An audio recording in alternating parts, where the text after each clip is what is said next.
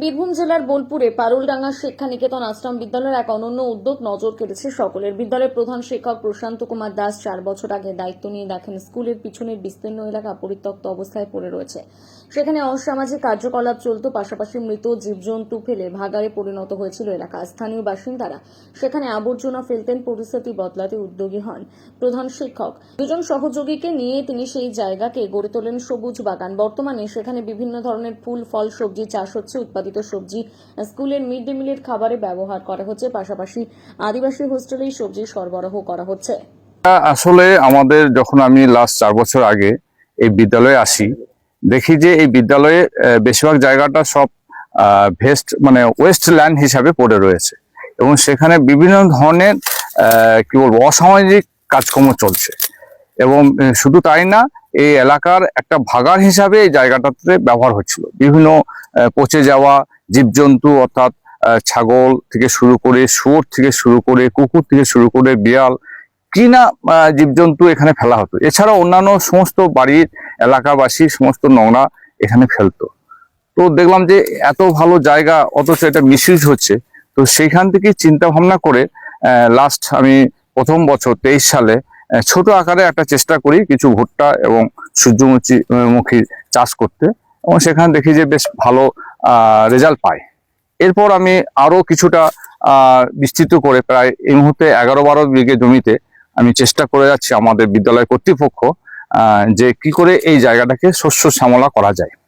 এবং সব দিক দিয়ে সুবিধা একটা হচ্ছে, স্কুলের পরিবেশটাও চেঞ্জ হয়ে যাচ্ছে এবং তার সাথে সাথে আমাদের বিদ্যালয়ে যে সকল ছাত্রছাত্রী রয়েছে তাদের কাছেও একটা প্রতিদিন যে মিড ডে মিল প্লাস আমাদের একটা আদিবাসী হোস্টেল রয়েছে, তাদের দুবেলার পুষ্টি এবং সবজি যোগানটা আমাদের এখান থেকে অনেকটা দিতে পারবো। তো সেই চিন্তা ভাবনা করে আমাদের স্কুল কর্তৃপক্ষ সবাই মিলে এটাকে আমরা চেষ্টা করে যাচ্ছি। এখন কতটা পারবো জানি না, তো চেষ্টা করে যাচ্ছি। বিভিন্ন ধরনের সবজি, বিশেষ করে এই সময় ভুট্টা চাষটা হচ্ছে, দেখতে পাচ্ছেন আমি এই মুহূর্তে ভুট্টা খেতে রয়েছি। আমাদের ছেলেরাও ভুট্টাটা এই মুহূর্তে বেশ খাওয়ার উপযুক্ত হয়েছে, ছেলেরা কাঁচাই খাচ্ছে। তাছাড়াও আরো বিভিন্ন ধরনের শীতকালীন সবজিও হয়েছে এখানে। এছাড়াও এই মুহূর্তে চাষ চলছে ভেন্ডি, তারপরে টমেটো, লঙ্কা, কুমড়ো, ঝিঙে থেকে বিভিন্ন ধরনের সবজি আমরা চেষ্টা করে যাচ্ছি। এছাড়াও আরো বিভিন্ন ধরনের তো কিছু হয় না, যা দেখতে পাচ্ছি আমরা এখানে সব সবজি চাষ হচ্ছে। এমনকি বাইরে থেকে কোন রকম বাজার দ্রব্য বা বাজার থেকে কিছু কেনা সবজিও এখানে দেখতে পাচ্ছি না, সবই আপনাদের স্কুলে চাষ। স্যার, আপনাদের স্কুলে চাষ কি আপনারাই করেন নাকি চাষিরা আসে বাইরে থেকে? না, এখানে সবটাও হয় না, কিছুটা কিছুটা করে হচ্ছে এবং সাপ্লিমেন্টারি হিসাবে সেটা আমরা ব্যবহার করছি এখন। তবে এটা অবশ্যই আমাদের নিজস্ব মানে চেষ্টা থাকলেও আমরা পরামর্শ হিসাবে আমরা বেশ কয়েকজনের নিচ্ছি। যেমন আমাদের এখানে সুবীর মাইতি বলে ঘাটাল থেকে একজনকে নিয়ে এসেছি, আর একজন লক্ষণ বিশ্বাস বলে, যাদেরকে আমরা এখানে রেখে দিয়েছি। তারা পরামর্শ দিচ্ছেন এবং তারাও হাতে কলমে আমাদের ছাত্রছাত্রীদের বা অন্যান্যদের সহযোগিতা করছেন যে কিভাবে চাষটা করলে এই মাটিতে, কারণ আপনারা জানেন যে এই মাটিটা হচ্ছে খুব কাঁকুড়ে মাটি। হ্যাঁ, তো সেই মাটি থেকে উর্বর শস্য শ্যামলা করতে গেলে এক্সপার্টরা আমাদের পরামর্শ নিয়েই করতে হচ্ছে। কিন্তু একটা বড় সমস্যা হচ্ছে আর্থিক সমস্যা, একটা বড় সমস্যা।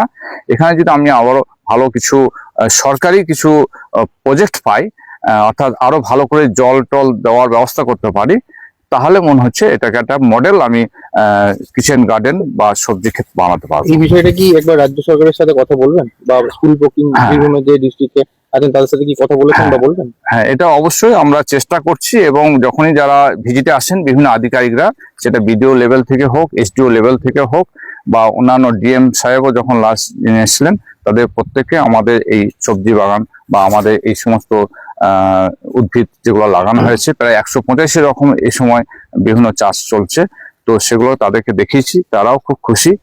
আগে যিনি বিডিও সাহেব ছিলেন তিনি ছোট্ট একটা যন্ত্র দিয়েছিলেন, স্প্রে করার যন্ত্র।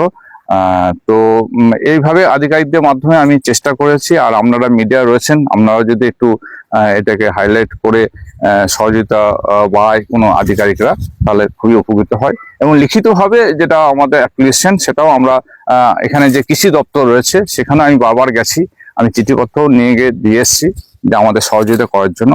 তারা আশ্বাস দিচ্ছেন, কিন্তু এখন অবধি সেভাবে কিছু পাইনি। আপনার নাম?